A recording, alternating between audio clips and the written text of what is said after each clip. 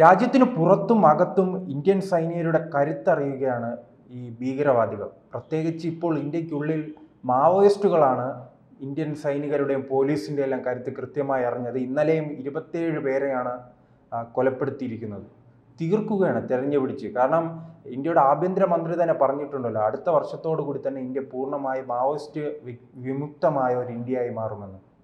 തീർച്ചയായിട്ടും അമിത്ഷായുടെ പ്രഖ്യാപനമാണത്. 2026 മാർച്ച് 31 ഈ മാവോയിസ്റ്റ് ഭീഷണി നമ്മുടെ രാജ്യത്തുനിന്ന് പരിപൂർണമായിട്ടും തുടച്ചു നീക്കും എന്നാണ്.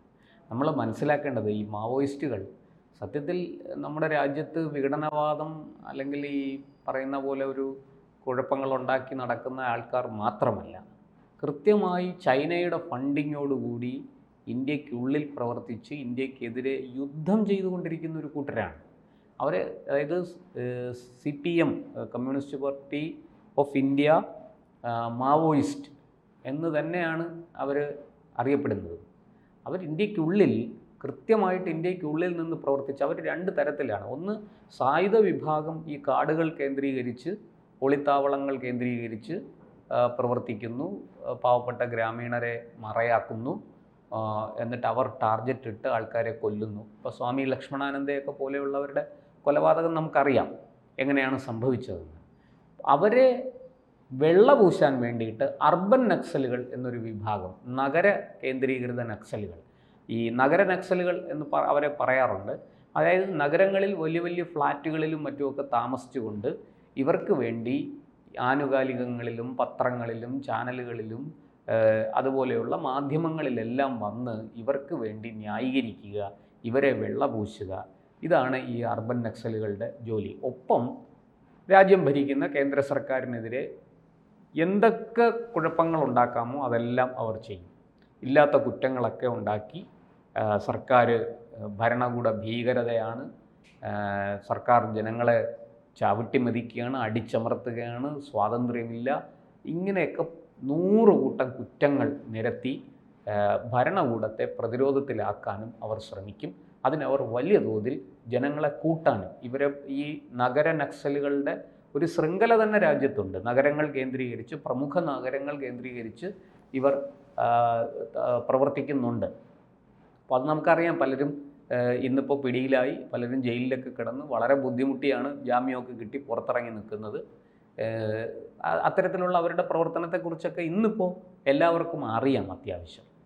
പക്ഷേ ഇപ്പോൾ ഇവിടെ സംഭവിച്ചിരിക്കുന്നത്, ഈ CPIML, communist party of India Maoist എന്ന് പറയുന്ന ആ സംഘടനയുടെ അഖിലേന്ത്യാ ജനറൽ സെക്രട്ടറി ബസവരാജ എന്ന് പറയുന്ന അയാളുടെ തലയ്ക്ക് കേന്ദ്ര സർക്കാർ 1 കോടി രൂപയാണ് ഇനാം പ്രഖ്യാപിച്ചിരുന്നത്. അയാൾ ഈ ഏറ്റുമുട്ടലിൽ വധിക്കപ്പെട്ടു എന്നുള്ളതാണ് ഇന്നലത്തെ കഴിഞ്ഞ ദിവസത്തെ ഏറ്റുമുട്ടലിൻ്റെ ഏറ്റവും പ്രസക്തമായ ഒരു കാര്യം. 27 മാവോയിസ്റ്റുകളെ സായുധ കലാപം നടത്തുന്ന, തോക്കുകളുമായിട്ട് നമ്മുടെ സേനയെ നേരിടുന്ന, ഗ്രാമീണരെ ഭീഷണിപ്പെടുത്തുന്ന, ഈ പറയുന്നത് പോലെ വലിയ വലിയ സ്ഥാപനങ്ങളെ ആക്രമിക്കുന്ന ഒക്കെ ചെയ്യുന്ന സംഘത്തിലെ 27 പേരെയാണ് കഴിഞ്ഞ ദിവസം വധിച്ചത് നമ്മുടെ സുരക്ഷാ സേന.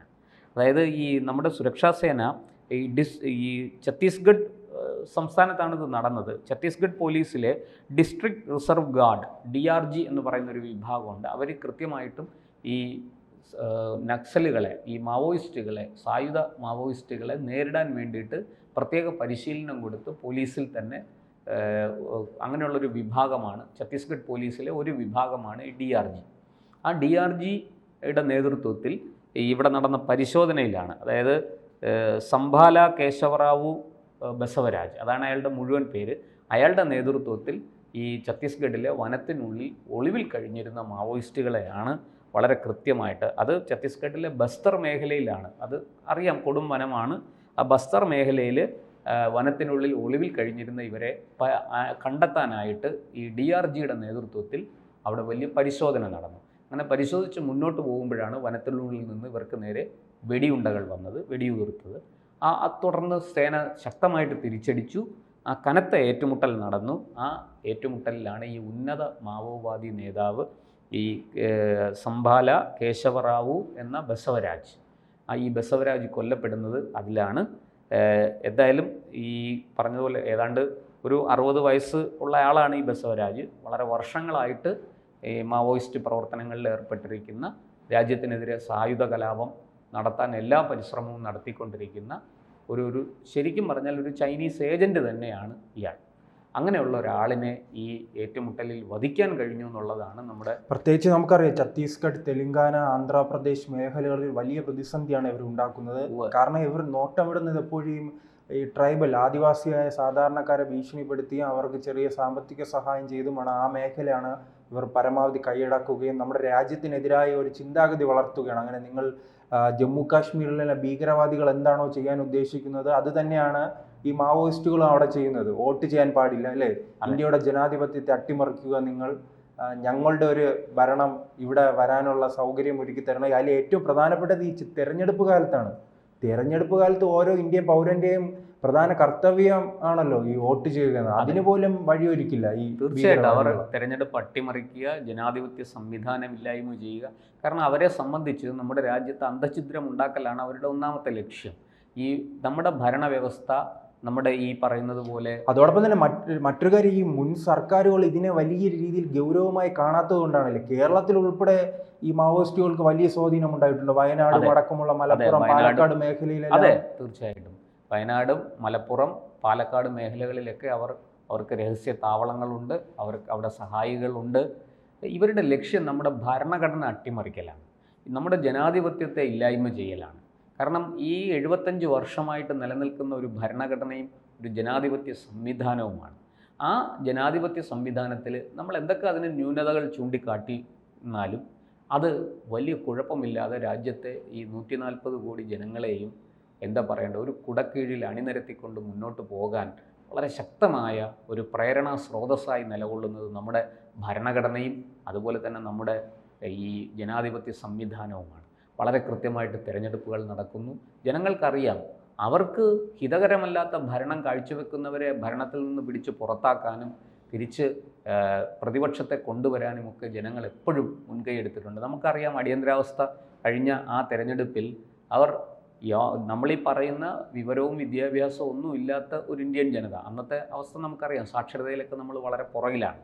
ഇപ്പോഴാണ് നമ്മൾ പതുക്കെ ഈ സാക്ഷരതാ പ്രവർത്തനങ്ങളിലൂടെ നമ്മൾ മുന്നോട്ട് വരുന്നത്. അന്ന് അതൊന്നുമല്ല സ്ഥിതി. അന്ന് രാജ്യം സ്വതന്ത്രമായിട്ട് ഏതാണ്ട് 10-30 വർഷമേ ആകുന്നുള്ളൂ. 10-25 വർഷം കഴിഞ്ഞ് ഒരു 1947 സ്വാതന്ത്ര്യം കിട്ടി, 75 അടിയന്തരാവസ്ഥ വരികയാണ്. ഏതാണ്ട് 28 കൊല്ലം കഴിഞ്ഞപ്പോൾ അടിയന്തരാവസ്ഥ വന്നു എന്നുള്ളതാണ്. അങ്ങനെ ആ അടിയന്തരാവസ്ഥ വന്നപ്പോൾ സംഭവിച്ചത് ഈ പറയുന്നത് പോലെ ജനാധിപത്യത്തെ കശാപ്പ് ചെയ്ത് അധികാരം കയ്യാളി ഈ ജനതയെ കാൽ കീഴിലിട്ട് ഞെരിച്ചമർത്തുന്ന ഒരു ഭരണമാണ് ഇന്ദിര നടത്തിയത്. ആ ഇന്ദിരയ്ക്ക് ഈ പറഞ്ഞ എഴുത്തും വായനയൊന്നും അറിഞ്ഞുകൂടാത്തൊരു ജനത നല്ല മറുപടി, ചുട്ട മറുപടി, മുഖമടച്ചുള്ളൊരു മറുപടിയാണ് കൊടുത്തത്. ഇന്ദിര തോറ്റു, മകൻ തോറ്റു, ഇന്ദിരയുടെ കിച്ചൺ ക്യാബിനറ്റ് മൊത്തം തോറ്റു, ആകെ നാണം കെട്ട് നാറി പോയി പ്രതിപക്ഷത്തിരുന്നു. പ്രതിപക്ഷത്ത് പാർലമെൻറ്റിൽ ഇരിക്കാൻ പോലും അന്ന് ഇന്ദിരയ്ക്ക് സാധിച്ചില്ല. കോൺഗ്രസ് അന്ന് തോറ്റുപോയി പ്രതിപക്ഷത്ത് വന്നുവെങ്കിലും ഇന്ദിര പാർലമെൻറ്റിന് പുറത്തിരിക്കേണ്ട അവസ്ഥയിലായി. എന്തായാലും അത് ഇന്ത്യൻ ജനാധിപത്യത്തിൻ്റെ കരുത്താണ്. ആ കരുത്തിനെ അട്ടിമറിക്കാനാണ് ഈ വിദേശ രാജ്യങ്ങളുടെ പണം വാങ്ങിക്കൊണ്ട് ഈ മാവോയിസ്റ്റുകൾ ഇന്ത്യയിൽ ശ്രമിക്കുന്നത്. അതിന് ചുട്ട മറുപടി കൊടുത്തിരിക്കുകയാണ് ഇന്ത്യൻ സുരക്ഷാ സേന, ഈ DRG എന്ന് പറയുന്ന ഛത്തീസ്ഗഡ് പോലീസിലെ വിഭാഗം, സേനാ വിഭാഗം. എന്തായാലും ഒരു കാര്യം സത്യമാണ്, ബസവരാജിൻ്റെ മരണം, ഈ ഏറ്റുമുട്ടലിൽ ബസവരാജിനെ വധിക്കാൻ സാധിച്ചത് സേനയുടെ ഒരു വലിയ നേട്ടമാണ്. മാവോയിസ്റ്റുകളുടെ നടുവൊടിക്കുന്ന, നട്ടല്ലൊടിക്കുന്ന ഒരു കാര്യമാണ് ഇപ്പോൾ സംഭവിച്ചിരിക്കുന്നത്. അതുകൊണ്ട് തന്നെ നമ്മുടെ കേന്ദ്ര ആഭ്യന്തരമന്ത്രി പറഞ്ഞതുപോലെ 2026 മാർച്ച് എത്തുമ്പോഴത്തേക്കും നമുക്ക് സമ്പൂർണ്ണമായിട്ടും ഒരു മാവോ വിമുക്ത ഇന്ത്യ നമുക്കുണ്ടാകും എന്ന് പ്രതീക്ഷിക്കാം. കൂടുതൽ വാർത്തകളും വിശേഷങ്ങളും നിങ്ങളിലേക്ക് എത്താൻ ABC മലയാളം സബ്സ്ക്രൈബ് ചെയ്യുക, ബെൽ ബട്ടണും അമർത്തുക.